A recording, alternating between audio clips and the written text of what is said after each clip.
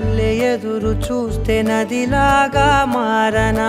చైత్రమల్లె నువ్వు పూస్తే చిగురాకే అవ్వనా నన్నే వరించే యువరాజును అంట నీ యువరా